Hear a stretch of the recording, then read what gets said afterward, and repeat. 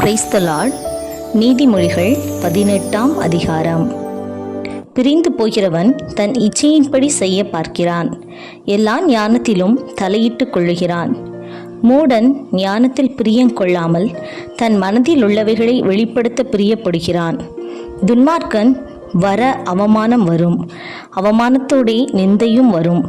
மனுஷனுடைய வாய்மொழிகள் ஆழமான ஜலம் போல் இருக்கும், ஞானத்தின் ஊற்று பாய்கிற ஆற்றை போல் இருக்கும்.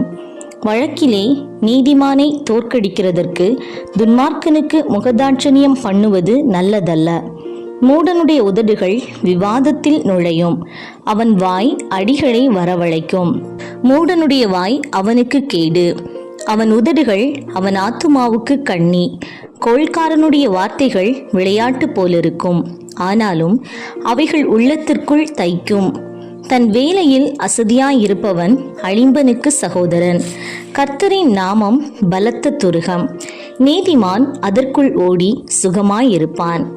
ஐஸ்வர்யவானுடைய பொருள் அவனுக்கு அரணான பட்டணம், அது அவன் எண்ணத்தில் உயர்ந்த மதில் போல் இருக்கும். அழிவு வருமுன் மனுஷனுடைய இருதயம் இருமாப்பாயிருக்கும், மேன்மைக்கு முன்னானது தாழ்மை. காரியத்தை கேட்கும் முன் உத்தரம் சொல்லுகிறவனுக்கு அது புத்தியீனமும் வெட்கமுமாயிருக்கும். மனுஷனுடைய ஆவி அவன் பலவீனத்தை தாங்கும், முறிந்த ஆவி யாரால் தாங்கக்கூடும்? புத்திமானுடைய மனம் அறிவை சம்பாதிக்கும், ஞானியின் செவி அறிவை நாடும். ஒருவன் கொடுக்கும் வெகுமதி அவனுக்கு வழியுண்டாக்கி பெரியோர்களுக்கு முன்பாக அவனை கொண்டு போய் விடும்.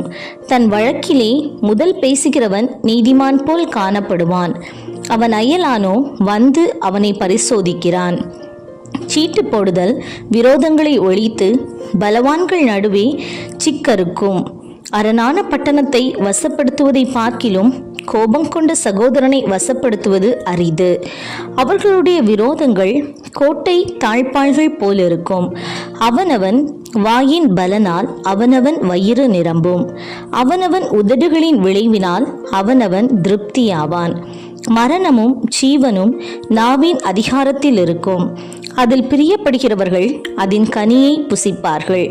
மனைவியை கண்டடைகிறவன் நன்மையானதை கண்டடைகிறான், கர்த்தரால் தயையும் பெற்றுக்கொள்ளுகிறான்.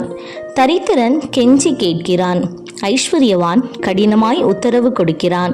சிநேகிதருள்ளவன் சிநேகம் பாராட்ட வேண்டும், சகோதரனிலும் அதிக சொந்தமாய் சிநேகிப்பவனும் உண்டு.